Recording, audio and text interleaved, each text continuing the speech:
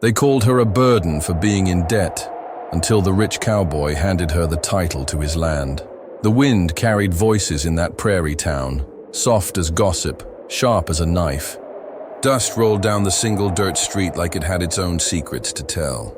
On the wooden porch of the general store, two old men leaned against the rail, spitting tobacco into the soil. "She walks like the debt itself," one muttered, eyes following the slight figure of Eliza Mayfield as she crossed the street with her boy. Her shawl clung to her shoulders, threadbare and pale. Her hands, chapped raw from work the soil refused to bless, gripped a small basket of flour like it was gold. Men turned their heads as she passed, spitting into the dust in silent judgment. Women pulled their children close, tightening shawls, as if shame could spread like fever. The sheriff's hammer drove a nail through paper against her farmhouse door that morning. Another notice. Another warning. Another reminder that her father's debts were now hers to carry. Eliza did not flinch, though her son, little Henry, had lowered his head, his fists balled. She laid her hand gently on his shoulder, a weight both calming and protective. Her eyes, hollow from years of loss, still carried a dim flame, one that refused to bow, even under the weight of debt and scorn. Children in the street were crueler than their parents. A stone whizzed past Henry's boots, skittering across the road. "Debt boy!" one of them shouted, laughter cutting sharp against the dry air. Henry's jaw trembled. He made to chase them, but Eliza's grip on his wrist held him still. "No," she whispered. Just that one word. It was all she could manage, and all he needed. By afternoon, the sun sagged low, bleeding its fire across the sky. Eliza worked her garden, hands sinking into dirt that had long since given up on feeding her. She pulled the last sack of potatoes from storage, black with rot, the smell sharp and bitter. Her breath caught in her chest as she lowered them into the shallow pit she had dug by hand. The shovel's blade struck dry earth with a hollow ring. She buried the sack like a coffin, her eyes burning with tears she refused to shed. When she finally knelt, the rough soil gritted under her knees. Her voice was barely more than breath. "Lord, if you're listening, just a crumb of mercy." The prayer drifted upward, lost in the wind's low moan. No answer came, only the echo of silence. Henry stood in the doorway of their crumbling farmhouse, watching his mother bow over rotten harvest. His face was pale, lips pressed tight, as if he feared that if he spoke, the walls of their life might collapse completely. Eliza rose slowly, the weight of hunger and humiliation pressing into her bones. She wiped her hands against her skirt, smearing dust and rot like war paint. Her body was frail, but her will clung to her as stubbornly as sun-scorched sage to barren ground. The prairie stretched wide around her, the horizon burning red. The wind carried the cry of a hawk circling overhead, sharp and distant. It was then, in that fragile silence, that a figure appeared on the ridge beyond her fields. Tall in the saddle, his hat pulled low, he seemed carved from the fading light itself. Horse and rider stood still against the horizon, a shadow watching from the edge of her world. The sun painted him in fire and blood, a sentinel made of dusk. Eliza froze, one hand at her brow to shield her eyes. She could not make out his face, only the aura of wealth and strength in the straightness of his back, the cut of his coat, the stillness that spoke louder than movement. Her breath caught, though she did not know why. The rider lingered only a moment longer. Then, with the slow, deliberate grace of a man unhurried by time, he turned his horse and disappeared beyond the ridge. Eliza stood rooted in the dirt, the taste of dust on her lips, her heart pounding as if some unseen chord had been plucked within her. She looked down at the shallow grave of rotten potatoes, then up at the sky, where the last streaks of light burned out. For the first time in months, she felt something stir beneath the ashes of despair. Somewhere in the silence, a story had begun. The Harrington ranch stretched wide beneath the pale moon, fences cutting across the land like scars stitched into the earth. Cattle moved restless in the distance, their low groans rolling across the prairie night. Daniel Harrington stood on his porch, the weight of silence pressing down on him heavier than any saddle he had ever carried. He was a man of coin, a man of land, but no amount of cattle or acres could erase the ghosts that rode beside him. He still saw his brother's face, broken and bloodied, that last day of the range war. His voice carried away with the gunfire.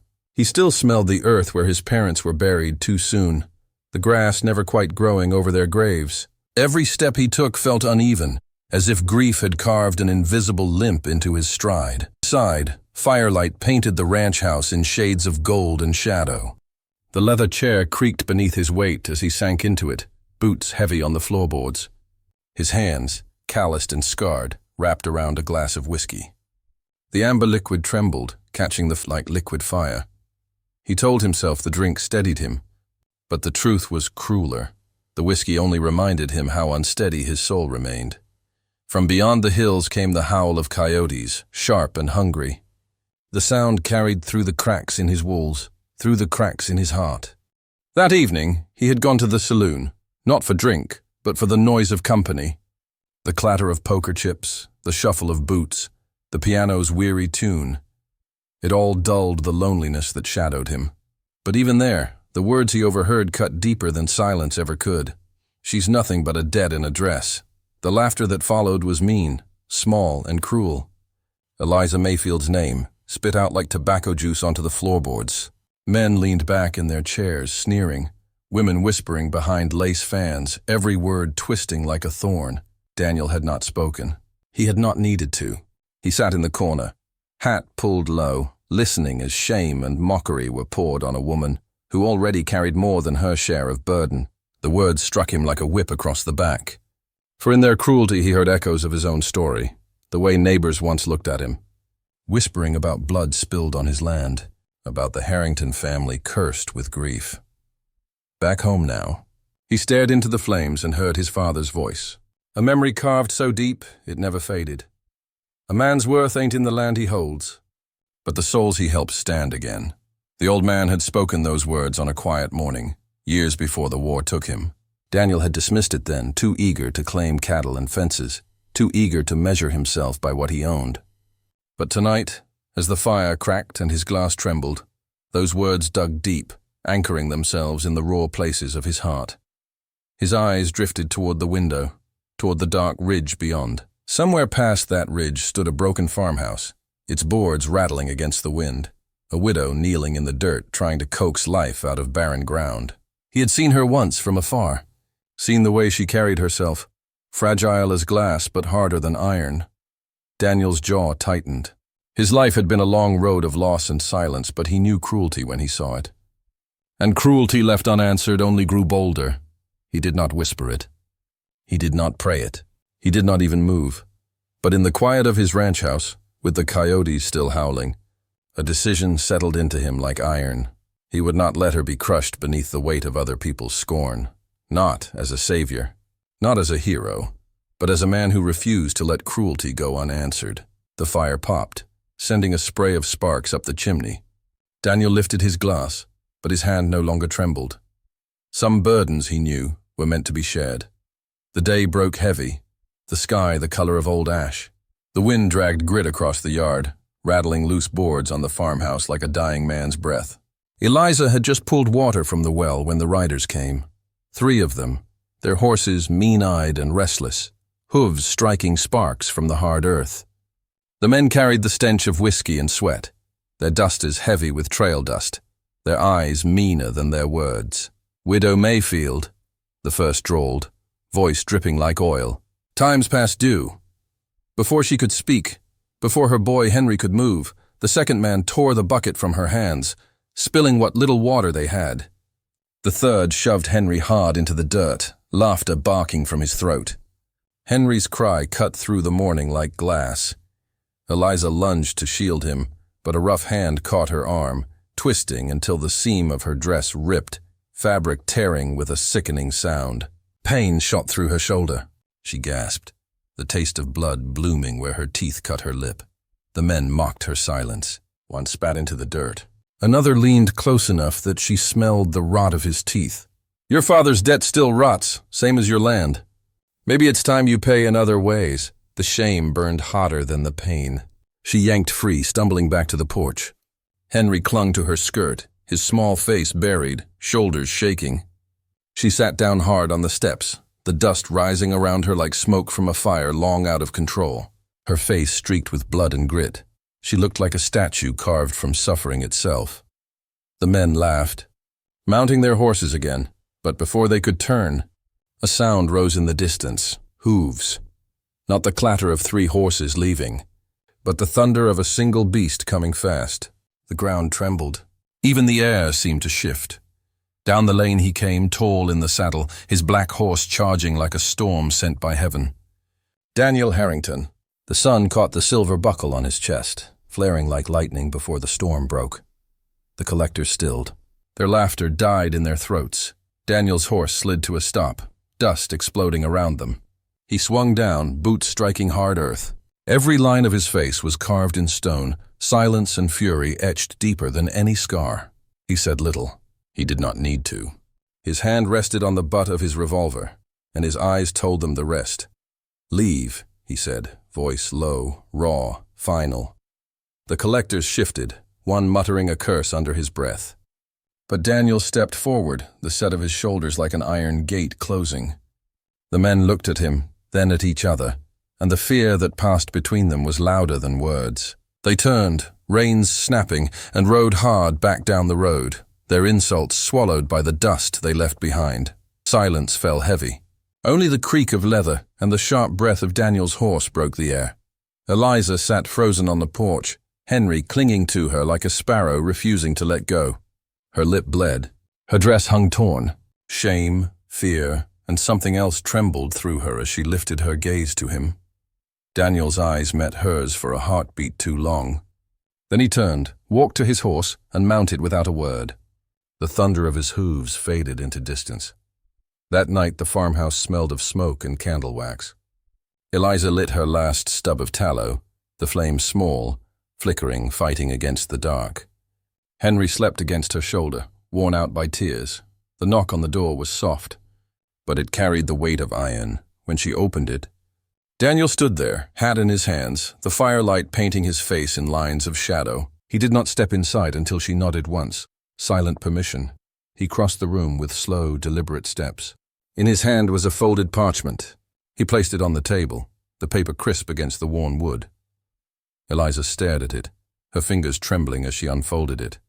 The words blurred through her tears, but she knew what it was before she finished reading. The deed to a piece of his ranch land. A gift heavier than gold, more binding than any vow. Her knees weakened. She gripped the table to keep from falling. Her lips parted, but no sound came.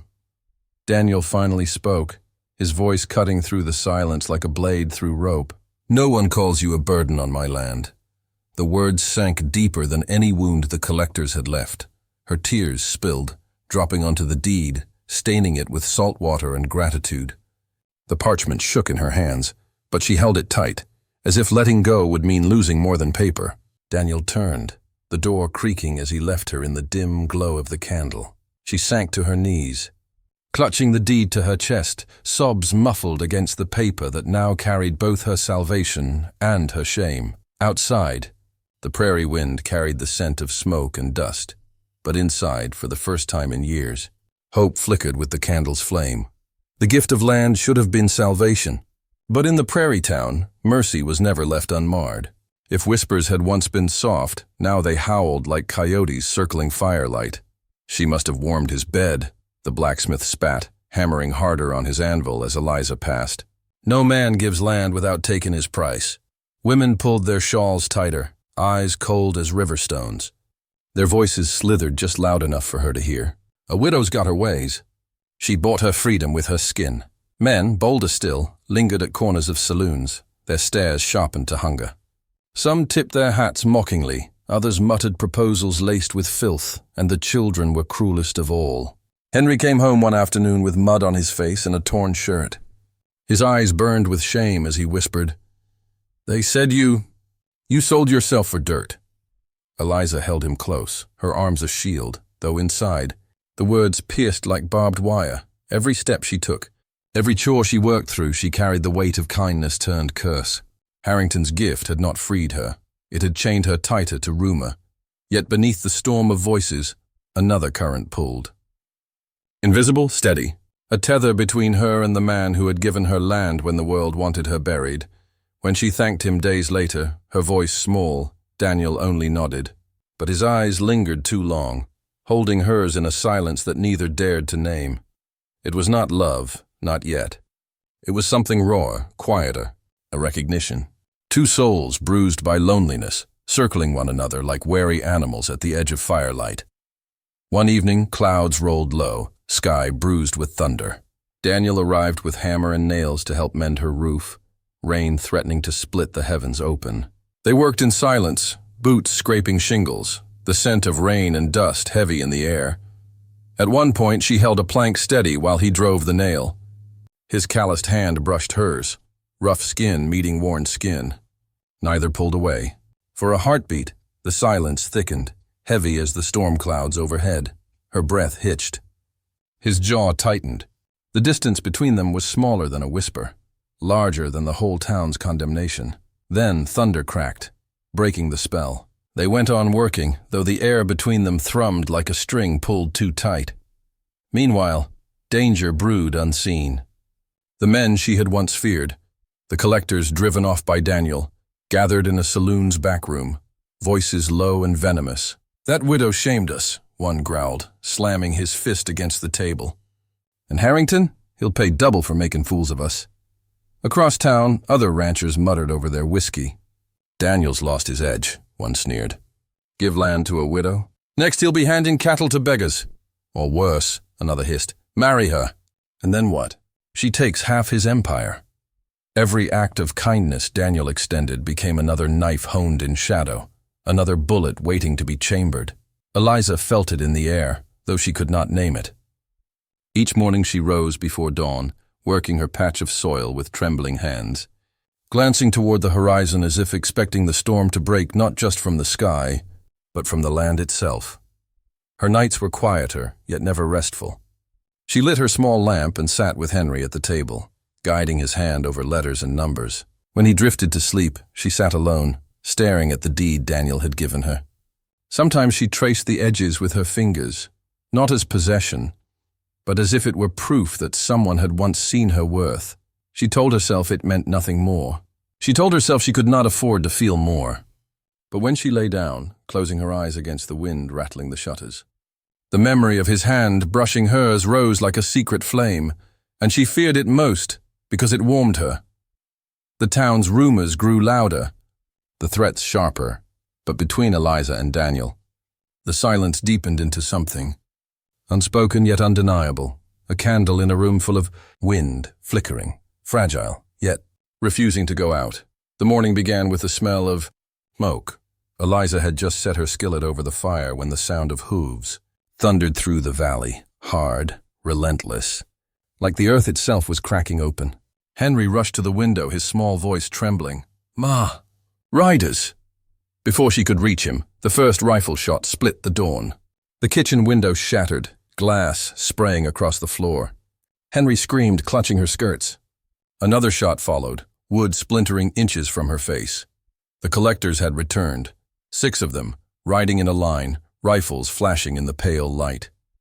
Their faces twisted with rage, their voices carried like demons through the morning air. "You thought you'd shamed us?" one bellowed. "Thought that rich man could buy you safe?" Eliza pulled Henry to the ground, heart pounding like a drum in her chest. Dust and smoke filled her lungs as more bullets tore into the walls. The little home she had fought to build shook beneath their fury. She was certain death had come. Then, through the chaos, another sound rose, a deeper thunder, a storm on a single horse. Daniel Harrington. He rode hard, his coat whipping like a banner of war, his revolver already drawn. Fury was carved across his face, every line of him painted with fire. He did not shout.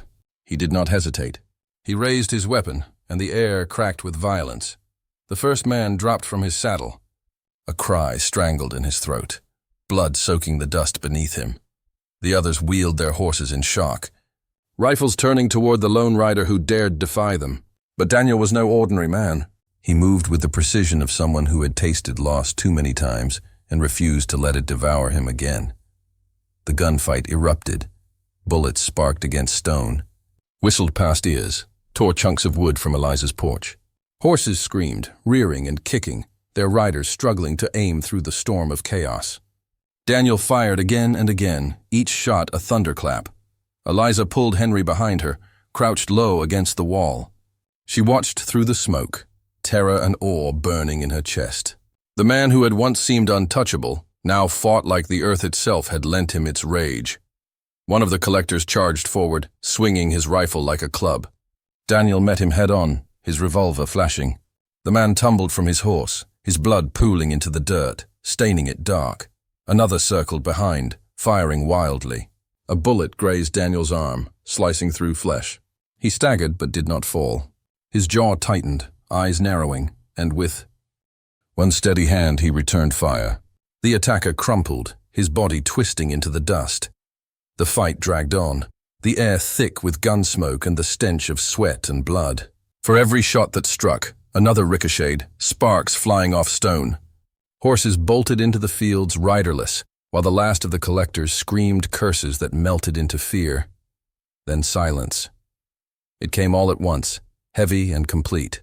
Only the buzz of flies, the ringing of ears, and Eliza's own ragged breathing remained. The ground was littered with broken glass, splintered wood, and bodies cooling in the morning sun. Blood seeped into the earth, turning the dust into something darker, something that would never wash clean. Daniel stood at the center of it, chest heaving, revolver still warm in his hand. His sleeve was soaked red from the grazing wound, the blood trailing down to his fingers, yet he did not falter, not once. Eliza rushed to him, Henry at her side. She caught his hand in hers, trembling as she pressed her apron against the wound. Tears streaked her face, mixing with the dust. "You fool," she whispered, voice breaking. "You brave, stubborn fool." Daniel's eyes softened. For the first time, the walls he carried, the wealth, the pride, the scars of loss, seemed to crack. He looked down at her, at the widow who had been called burden, whore, curse, and found instead a woman standing in the ruins of battle, with her hands stained by his blood. Around them, townsfolk gathered. Drawn by the gunfire, they spilled into the dirt road, wide-eyed and silent. They looked upon Eliza not as the widow scorned, nor as the gossip of their saloons, but as a woman who had stood her ground with a man of iron beside her. Some whispered prayers. Others bowed their heads. Shame lingered on their faces, shame for words they had once spoken that now curdled in their throats. Eliza ignored them. She pressed tighter against Daniel's wound, her tears falling onto his hand. Her words were not meant for the crowd, nor for the dead at their feet. They were for him alone. "You didn't have to come," she breathed. "But you did." He said nothing. He only let her hold his hand, his silence carrying more weight than 1,000 vows. The cost was heavy. Blood in the dust, walls broken, lives ended. Yet in that moment something shifted. The shame once tied to her name began to unravel. Thread by bitter thread, for the first time in years, Eliza felt the faintest spark of dignity return, born not from pity, but from the fire of a battle survived. And standing beside her, wounded but unbroken, was the man who had turned the tide. The months that followed were written in sweat, soil, and sunlight. Eliza's land, once a scar of dust and sorrow, began to breathe again. Rows of corn lifted their heads toward the sky, beans curled along wooden poles, and the ground that had refused her before now yielded with quiet grace. Calloused hands, hers, Henry's, and sometimes Daniel's, tilled, planted, watered. Each furrow carved was more than work. It was proof that despair could be overturned. Henry ran across the fields barefoot, his laughter carrying like a meadowlark's call. No longer the debt boy, he was a child unchained, chasing shadows and butterflies. Neighbors who once spat at their name now nodded as they passed, some even offering tools or seed. Respect came slowly, but it came. The greater change, however, was not in the soil nor the town, but in Eliza herself. She stood straighter now, her back no longer bent by invisible weights. Her eyes, once hollow, gleamed with stubborn fire. She spoke with calm certainty at the market, bargained fair, held her ground. In the evenings, when she stood on her porch and the sun sank crimson over the prairie, she no longer prayed in whispers of desperation. She simply breathed, steady and unbroken. And yet, though Daniel's shadow had been carved into every turning point of her salvation, he had grown distant. He still rode by, sometimes leaving a tool at her gate, sometimes walking the rows in silence beside her. But his visits shortened. His eyes lingered too long, then turned away, It was not neglect. She knew it in her bones.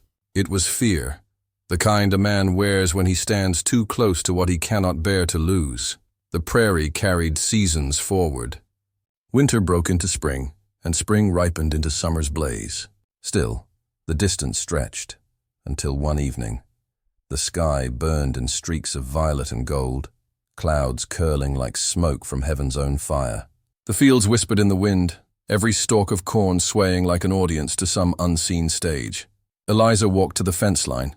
Her dress brushed the tall grass, her hands dusted with the day's work.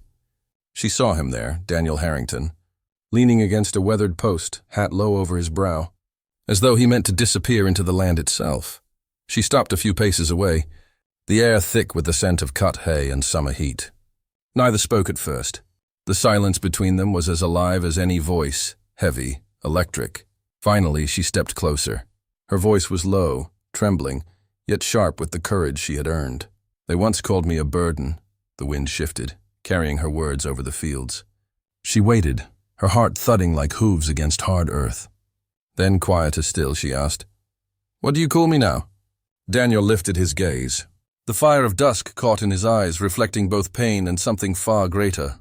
His jaw worked, but only one word escaped, rough, simple, carved from stone and soul alike. "Mine." The world seemed to still. The coyotes held their breath. The hawk above circled without a cry. She closed the last of the distance, her hand trembling as it reached for his. He did not pull away. Calloused fingers met calloused fingers. And together they held not just flesh, but every wound, every battle, every whisper that had tried to break them. Between them, resting on the fence line post, lay the folded parchment he had once given her, the deed to her land. Eliza placed her free hand over it, her tears catching the fading light. He covered her hand with his own.